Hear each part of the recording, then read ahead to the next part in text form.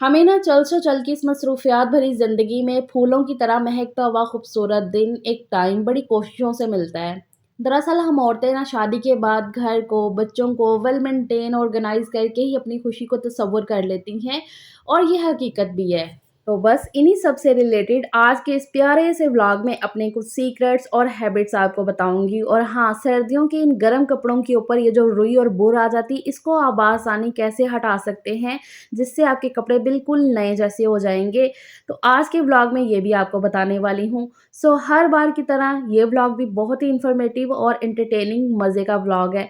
सो आपने please vlog को पूरा देखना है बिना स्किप करे। किसी भी पॉइंट पे आज का व्लॉग आपको पसंद आए तभी एक लाइक और चैनल को सब्सक्राइब लाज़मी कर लीजिएगा।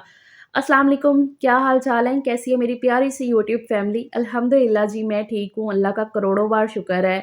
खैर जी, सुबह के साढ़े 7 बज रहे हैं, नाश्ते से मैंने अपना वीडियो स्टार्ट किया है। यहाँ पर सबके लिए बन रही है अंडे की भुर्जी, लेकिन मेरा आज काफ़ी दिल कर रहा था ये खाने को, मुझे काफ़ी पसंद है ये अंडे की भुर्जी।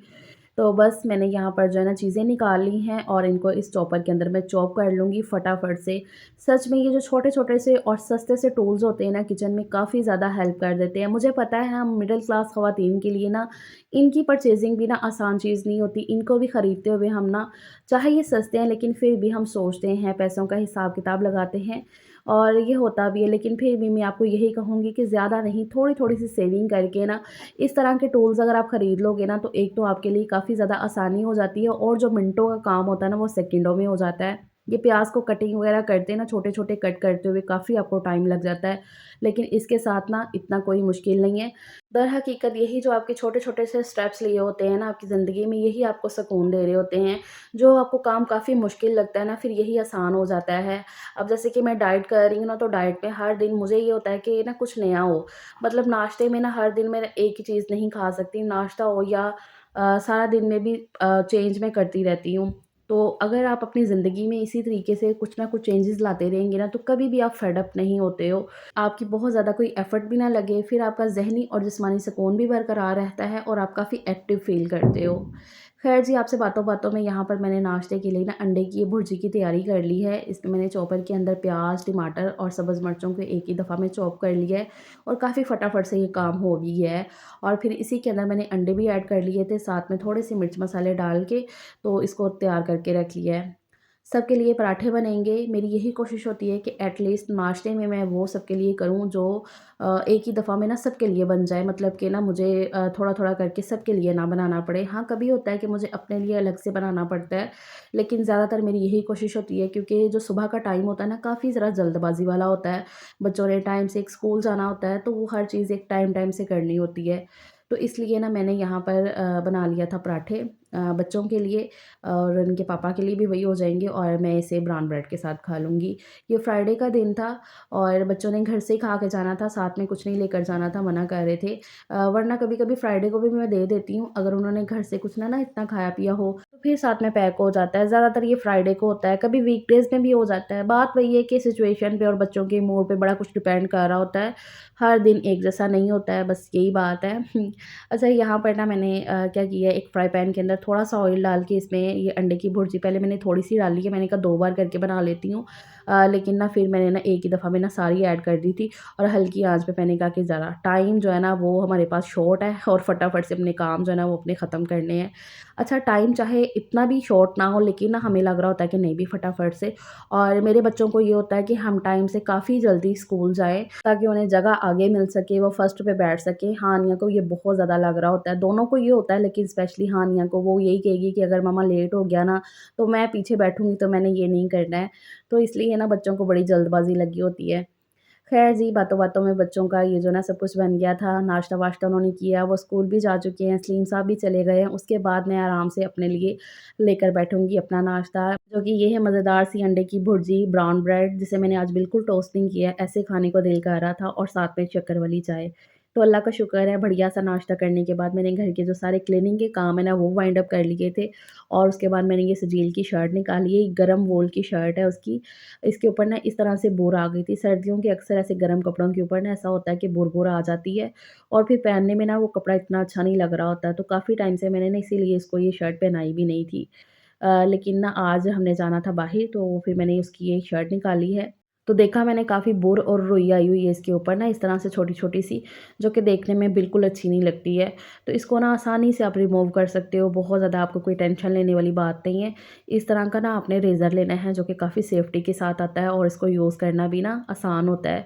तो ये वाला रेज़र आपने लेकर ना कपड़े के ऊपर ना उल्टी साइड पे ना आपने फेरना है इस तरह से, हल्के हाथों से, बहुत ही ज़्यादा इस पे ना ज़ोर लगाने वाली वो कोई बात नहीं है। हल्के हाथों से ना आपने ऐसे फेरते हुए जाना है, तो आप देखोगे कि जितनी भी ऊपर की रुई-रुई है ना, जो भी बुर आई हुई है ना, वो आसानी से रिमूव होती जाएगी और इस तरह से ना हटती जाएगी।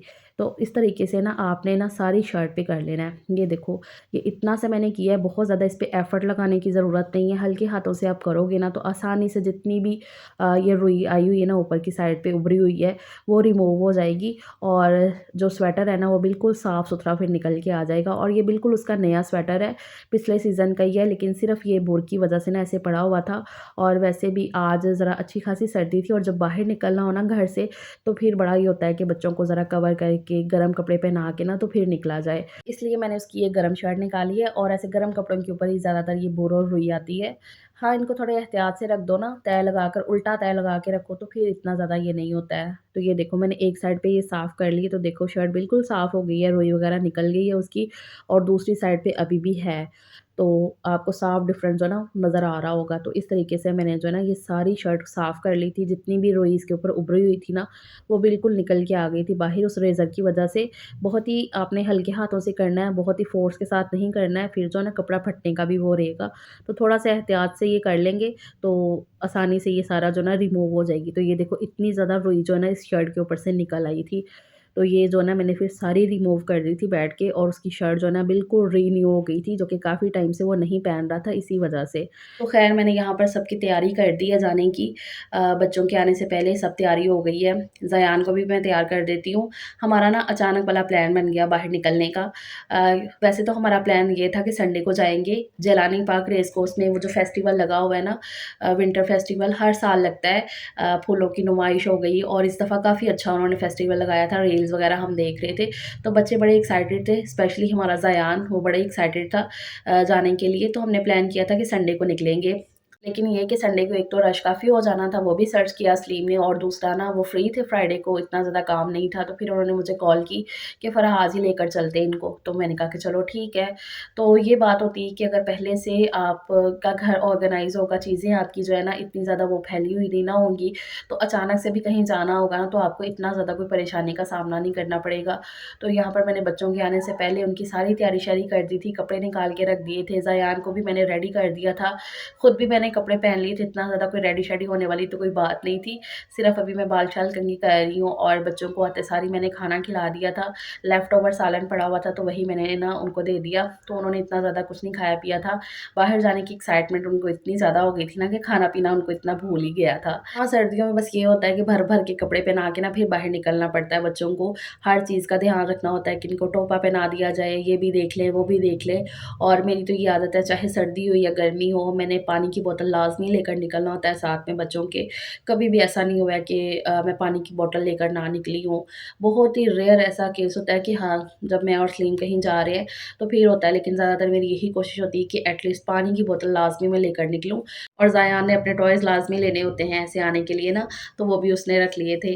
ख़ैर यहाँ पर हम पहुँच गए हैं, ये जैलानी पार्क रेस कोर्स में। इतना अच्छा फेस्टिवल लगा हुआ था, लेकिन रश हम ये एक्सपेक्ट कर ही रहे थे कि रश इतना होने ही वाला है। लेकिन वीकेंड पे, मतलब ये फ्राइडे वाले दिन नहीं हम इतना कर रहे थे। बाकी हमने देखा था रील्स वगैरह में ना कि सैटरडे संडे काफ़ी रश हो रहा है, लेकिन हम कह रहे थे इसीलिए ना सलीम ने आज का प्लान कर लिया फ्राइडे का कि फिर काफ़ी रश होने वाला है। लेकिन आज भी अनएक्सपेक्टेड बड़ा रश था। इतना रश, अभी दोपहर के 3 बजे हुए हैं। हम लोग ढाई बजे आए थे और 15 मिनट में ही पहुँच गए, इतना कोई दूर नहीं है हमारे घर से। तो रश इतना देख के ना सलीम कहते हैं, फ़रा खाली हमने थोड़ी सोचा होगा कि फिर वीकेंड पे रश हो जाना, बाकी सबने भी सोचा होगा, तो उस चक्कर में सभी आए हुए हैं। ख़ैर यहाँ पर माहौल काफ़ी अच्छा बना हुआ था। ये साथ में ये जो फ्लावर एग्ज़िबिशन है ना, ये मुझे काफ़ी ज़्यादा अच्छी लगती है। हर साल इनका ना लगता है, लेकिन इस साल ना इन्होंने और ज़्यादा कुछ किया हुआ था। स्पेशली वही देखने के लिए बच्चे ना बड़े एक्साइटेड थे। वो मैं आपको दिखाती हूँ, आर्टिफ़िशियल स्नोफॉल। तो बड़ी मज़े का वो वाला सीन था, रील्स में देख-देख के ना बच्चे बड़े ही खुश हो रहे थे, स्पेशली ज़यान, वो बड़ा ही एक्साइटेड था। तो यहाँ पर ना ये स्नोफॉल होती है, हर थोड़ी-थोड़ी देर बाद वो करते थे, तो काफ़ी अच्छा-सा वो मंज़र बन जाता था, स्पेशली रात रात के टाइम जैसे कि शाम हो जानी थी ना, अंधेरे में वो ज़्यादा अच्छा लगना था। अच्छा वैसे हम ये सोच के आए थे कि ना दोपहर में ना हम वापस भी आ जाएँगे लेकर, लेकिन यहाँ आके जब देखा ना तो सच में जैसे शाम होनी थी ना तब माहौल ज़्यादा अच्छा लगना था।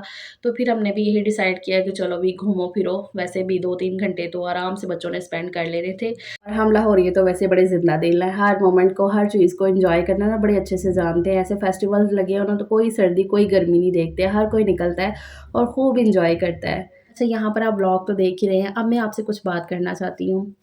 मुझे पता है मेरी यूट्यूब फैमिली, मेरी बहनें, मेरे भाई मुझसे काफ़ी ज़्यादा प्यार करते हैं, मेरी केयर करते हैं और मुझे इतना मानते हैं जिसके लिए मैं हमेशा से आप सबकी शुक्रगुज़ार हूँ। जहाँ पर इतने ज़्यादा प्यार करने वाले हों ना, चाहने वाले हों, वहाँ पर कुछ हेटर्स भी होते हैं। वैसे तो इतने ज़्यादा प्यार करने वालों के बीच में हेटर्स की कोई अहमियत नहीं होती है। अभी रिसेंटली मैंने पोस्ट लगाई थी 3 दिन मेरा व्लॉग नहीं आया है। फ्राइडे को हम बाहर गए हुए थे यहाँ पर इसलिए व्लॉग नहीं आ सका। सैटरडे को व्लॉग आना था ये वाला, लेकिन कुछ अचानक सी मसरूफ़ियात ऐसी बन गई कि मैं व्लॉग नहीं अपलोड कर सकी। ऐसी सारी मसरूफ़ियात संडे को भी रहीं, कहीं आना-जाना 100 तरह की चीज़ें जो है ना वो हुईं, तो फिर संडे को भी व्लॉग नहीं आ सका। ऐसे ना 3 दिन लगातार मेरा व्लॉग नहीं आया है और ऐसे पहले भी होता है कि 1-1, 2-2 दिन मेरे व्लॉग जो है ना स्किप हो जाते हैं किसी न किसी ऐसे रीज़न की वजह से 100 तरह की। मैंने हमेशा कहा है और आप सब भी मानते हो कि आप सबकी ज़िंदगी मेरी तरह है। मैं भी सिंपल सी एक औरत हूँ आप सबकी तरह, जो डेली लाइफ़ है, कभी उतार-चढ़ाव 100 तरह की ज़िम्मेदारियाँ अचानक से आ जाती हैं जिसका आप कभी सोच के भी नहीं बैठे होते हो। तो लाइफ़ जैसे आपकी है ना ऊपर-नीचे वाली, ऐसे मेरी है। तो हर दिन एक जैसा नहीं होता, आप सोच के कुछ बैठे होते हो लेकिन वैसा नहीं होता है। ऐसे सारे रीज़न्स की वज़ह से मेरे व्लॉग स्किप हो जाते हैं। उसपे आप सबका शिकवा गिला करना बिल्कुल जायज़ है कि आप ये व्लॉग क्यों नहीं आया है। मेरी बहुत सी बहनें समझती हैं, वो फ़िक्र से पूछती हैं कि आप ही खैरियत है ना कि व्लॉग नहीं आ सका है। कभी-कभी ऐसा होता है ना कि मेरे पास पोस्ट लगाने का भी टाइम नहीं होता है या मैं ऐसी जगह पे होती हूँ जहाँ पर वाईफ़ाई या नेट कनेक्ट नहीं होता है कि मैं पोस्ट भी नहीं लगा पाती हूँ। जब मैं उस चीज़ पे होती हूँ कि मैं पोस्ट लगा सकती हूँ, तब मैं लगा के बता भी देती हूँ कि किसी रीज़न की वज़ह से व्लॉग नहीं आ पाएगा। हाँ जी सायान, इधर देखो, इधर इधर इधर इधर देखो, भूख लग गई है। जयान की बैटरी डाउन हो गई, उसको भूख लग गई और मामा की भी डाउन हो गई है बैटरी। जयान तो नेटवर्क जब नहीं होता है फिर मैं नहीं इन्फॉर्म कर पाती हूँ आपको कि व्लॉग आएगा या नहीं आएगा। तो इस तरीके से सारी चीज़ें होती हैं। मेरी बहुत सी बहनें समझती हैं इस चीज़ को, बहुत सी नहीं समझ पाती हैं। पता है यूट्यूब बिल्कुल भी आसान चीज़ नहीं है। 24 आवर की जॉब है एक तरह से यूट्यूब। आपने पूरा दिन लगा के क्लिप्स ली हैं तरह-तरह से और फिर उनको एडिट करना है ना बैठ के 2.5 से 3 घंटे आराम से लग जाते हैं उसको एडिट करके, वॉइस ओवर करके आप तक पहुँचाने में। कभी-कभी इससे भी ज़्यादा टाइम लग जाता है और जब स्टार्टिंग में तो इससे भी बहुत ज़्यादा टाइम लगता था, 5-5, 6-6 घंटे का टाइम लगता था।